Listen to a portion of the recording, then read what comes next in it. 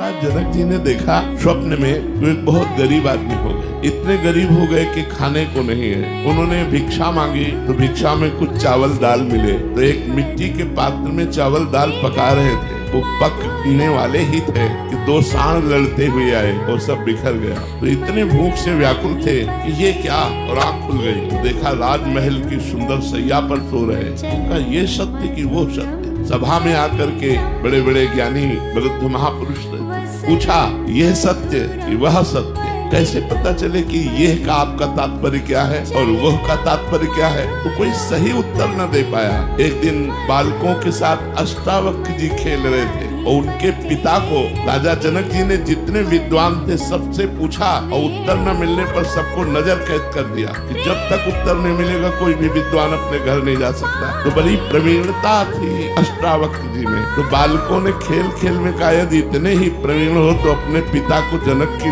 नजर कैद से छुड़वा लो। तो माँ के पास गए और उनका आज तक आपने बताया नहीं कि हमारे पिता जनक की नजर कैद में है, मैं अभी जाता हूँ। तो उनका बेटा, पति तो गए ही और तुम भी, हमारे पास कौन रह जाएगा? उन्होंने कहा, माँ मैं समस्त विद्वानों को एक क्षण में छुड़वा दूंगा। अष्टावक्र जी गए तो सभा में जी पहुंचे तो अष्ट जगह से टेढ़े थे, तो चाल तो बड़ी, तो सब हंस पड़े। तो उन्होंने जाते ही कहा, जनक की सभा में हमने सुना था ज्ञानी है, लेकिन यहाँ तो हमें कोई ज्ञानी दिखाई नहीं दे रहा। तो जनक जी ने कहा, आप सभा को ऐसे कैसे संबोधन कर सकते हैं कि यहाँ कोई ज्ञानी नहीं? बोले, आप लोग पहले हमें बताओ हंसे क्यों? बोले, आपको 8 जगह से टेढ़ा देखकर। तो बोले, आत्मा को देखने वाला ज्ञानी और शरीर और हड्डियों को देखने वाला ज्ञानी। बोल जनक, तेरा प्रश्न क्या है? अष्टावक्र जी गुरु हैं जनक जी के। जनक जी ने कहा, ये सत्य कि वो सत्य? तो सीधे एक शब्द में उत्तर दिया, ना ये सत्य और ना वो सत्य। जो जागृत है वो तुम्हारी स्वप्न अवस्था में असत्य हो गया, और जब जागृत में आए तो स्वप्न अवस्था असत्य हो गई। इसलिए न जागृत सत्य न स्वप्न सत्य।